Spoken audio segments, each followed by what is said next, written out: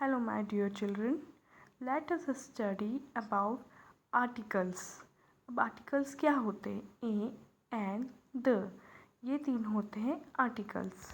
How and when to use articles.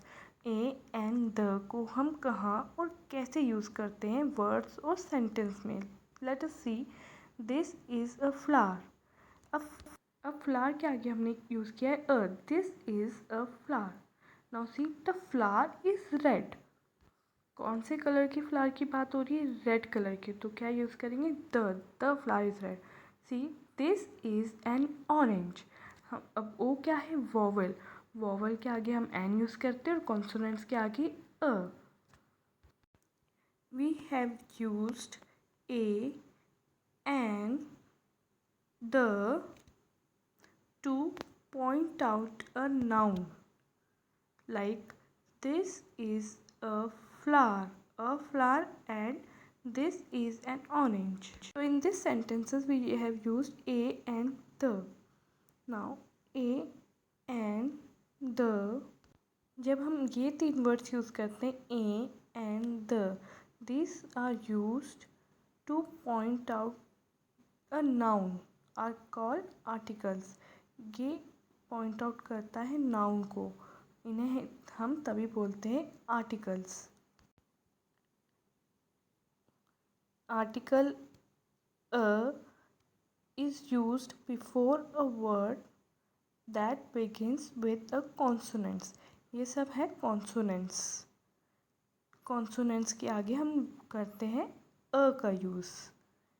And का use करते हैं वोवल्स के आगे. So let us look of the examples of a articles. A cow, a battle, a deer. क्यों a का use किया? Because these are all starting with the consonants. C is a consonant, B, D, P, इसलिए हमने a का use किया.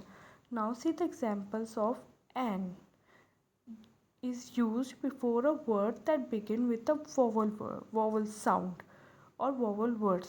जब ए ई आई ओ you आता है तो हम यूज़ करते हैं एन का. For example, an apple. A is a vowel, so we have used an elephant, an ice cream. क्योंकि इन सब में वोवल वर्ड्स का साउंड आ रहा है. An otter, an umbrella. You, जब कोई भी वर्ड प्रोनाउंस करते टाइम वॉवल वर्ड्स का साउंड आए तो it means we have to use the article an. Now whenever we will use the article a and these both the articles are used to introduce a singular noun. ये a और n खासकर use होते हैं singular noun words से में के आगे ही use होंगे. Look at the following sentences to know the use of a and the. अब कुछ sentences आएंगे उसके आगे आर्टिकल a and the का कैसे यूज़ करना है. Just have a look on that.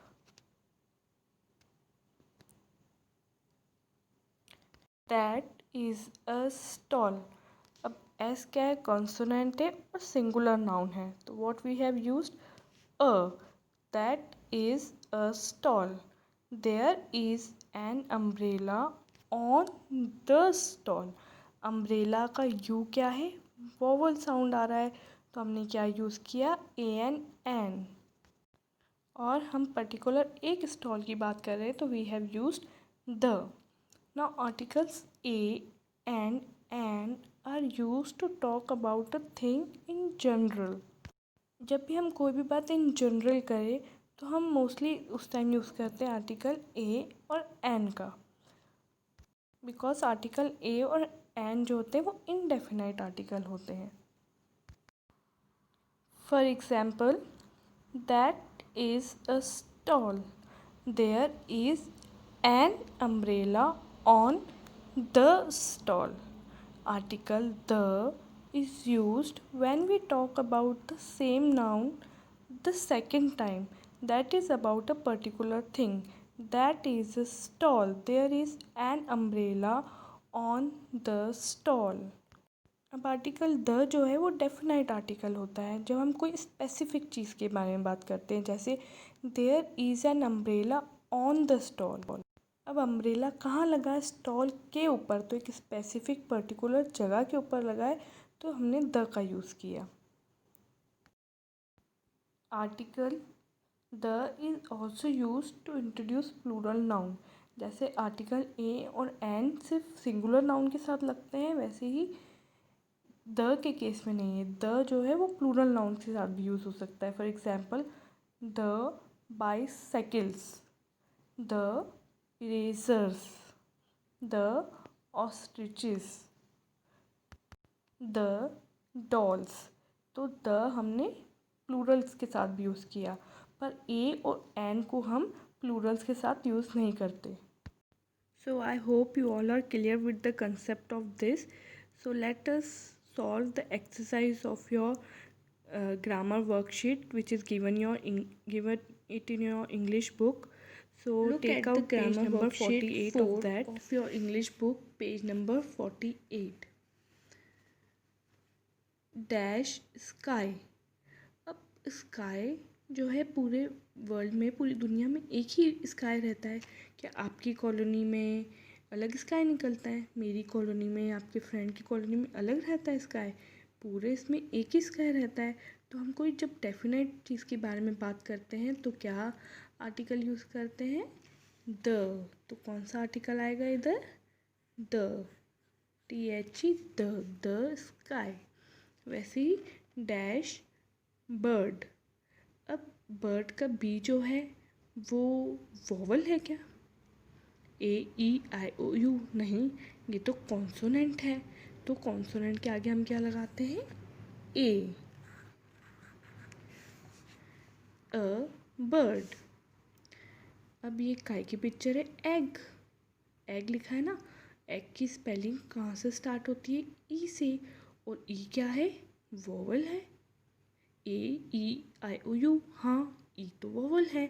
तो वोवल के आगे हम क्या लगाते हैं? एन। तो क्या आ जाएगा? ANN, an egg. एप्पल। ए क्या है? वोवल। तो ए के आगे हम क्या लगाएंगे? एन। तो एन एप्पल। अब यहाँ पे क्या लिखा है? सन। अब सन का एस जो है वो वोवल है? नहीं, कॉन्सोनेंट है। यस, कॉन्सोनेंट है। तो आप बोलोगे इसमें तो ए सन आना चाहिए। नहीं, क्यों?